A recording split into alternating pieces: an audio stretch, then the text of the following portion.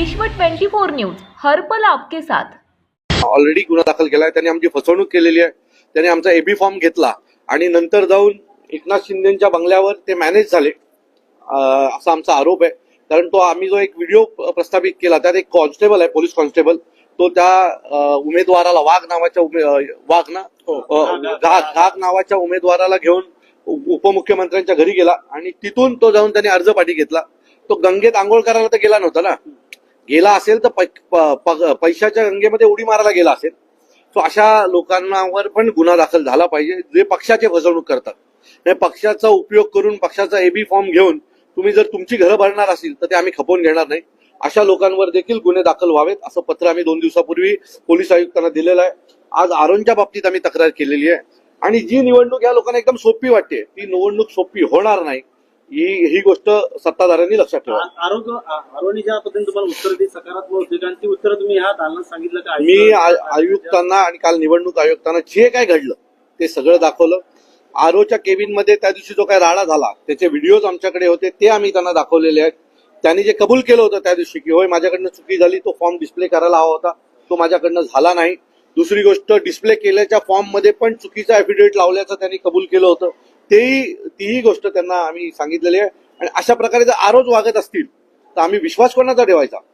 तुम्ही जर स्वतःला निवडणूक आयुक्त म्हणून तिथे काम करत असता किंवा आरो म्हणून काम करत असता आणि मी म्हणजे इथली प्रमुख असं जर तुम्हाला वाटत असेल, तुम्ही स्वतःला जर देवाचं रूप देत असाल तर तुम्ही देवासारखे वागले पण पाहिजे, तुम्ही दानवासारखे वागून जमणार नाही।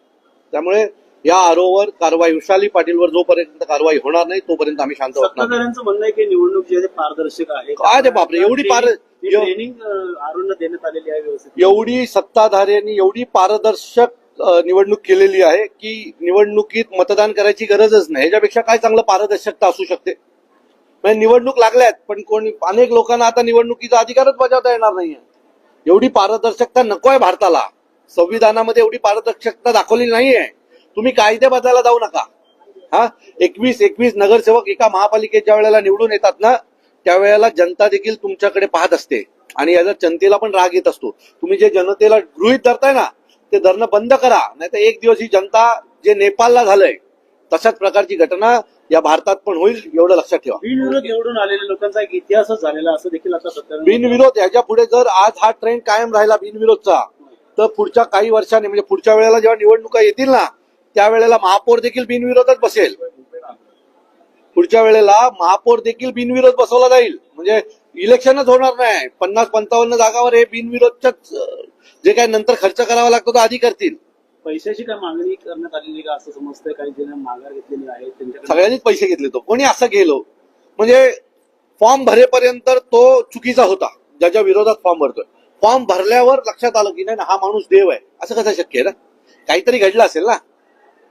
एकनाथ शिंदेच्या घरी जो मुलगा गेला होता तो काही गंगेत उडी मारायला गेला नव्हता ना, तो पैशात गेला असेल तर पैशाच्याच गंगेत उडी मारायला गेला असेल, कारण त्याचे आई वडील मागील अनेक वर्षांपासून एकनाथ शिंदेच्या विरोधात लढत होते आणि आज अचानक त्याला असं वाटलं की नाही आता हे तर बाबा देव आहेत, असं होत नाही ना। फॉर्म भरेपर्यंत तो दानव होता, फॉर्म भरल्याच्या नंतर त्याला साक्षात्कार झाला की नाही हा माणूस तर खूप चांगला आहे उमेदवार समोरचा माझ्या, असं नसतं। अशात पैसेच खाल्ले गेलेले असतात, त्यांनी पैसे आणि त्याच्यासोबत आणखी एक गोष्ट खाल्ली आहे। सर, शिवसेना आणि राष्ट्रवादी यांची जी लढाई आहे ही जनशक्ती विरुद्ध आता जो आहे निवडणूक अधिकाऱ्यांचा बदलण्याचा निर्णय घेण्यात आलेला आहे। कुठेतरी आम्ही कोर्टात गेलोय आणि अपेक्षा आहे की कोर्ट आम्हाला याच्यामध्ये न्याय देईल। कोर्टाने जर आम्हाला न्याय दिला आणि या प्रक्रियेला स्थगिती दिली ना तर आयुष्यात कोणीही उमेदवार विकत घ्यायची हिंमत करणार नाही। बिनविरोध इलेक्शन कुठे होणार नाहीत, कारण एकदा कोर्टाला देखील झटका द्यायला पाहिजे की बिनविरोध ठीक आहे, बिनविरोध आता आम्हाला स्टे द्या, 2 वर्ष चालू द्या केस, तेव्हा कळेल की उमेदवार विकत घेतल्याने काय होतं। अनेक अपक्ष उमेदवारांनी सुद्धा हरकती सुचवल्या होत्या, हरकती घेतल्या होत्या, परंतु त्यांच्यावर कारवाई जी आहे आता तुमच्या ऍक्शन नंतर होताना मला असं वाटतं की अनेक अपक्ष उमेदवार त्या दिवशी तिथे गोंधळ करत होते, त्याचे व्हिडिओ तुम्हाला हवे असतील तर मी देतो। म्हणजे अनेक अपक्ष उमेदवारांचा विरोधच आहे या सगळ्या प्रक्रियेला की आमची फसवणूक झाली आहे निवडणुकीच्या नावावर।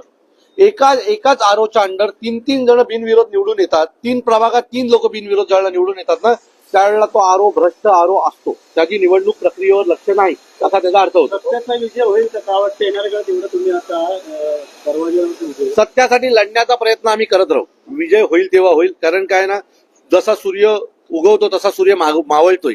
एक दिवस हा उगवलेला भ्रष्टाचाराचा सूर्य एक दिवस मावळेल आणि नवीन सुरुवात होणारच आहे. पण तोपर्यंत लढण्याचं काम आम्ही करू.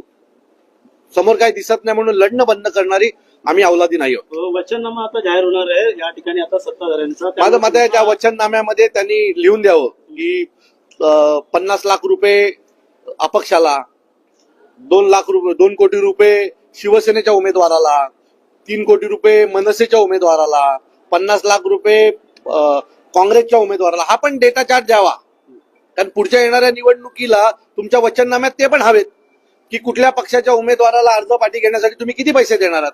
हे देखील जर आलं त्यात तर मला असं वाटतंय की अजून प्रगतिशील भारतीय जनता पक्ष होईल.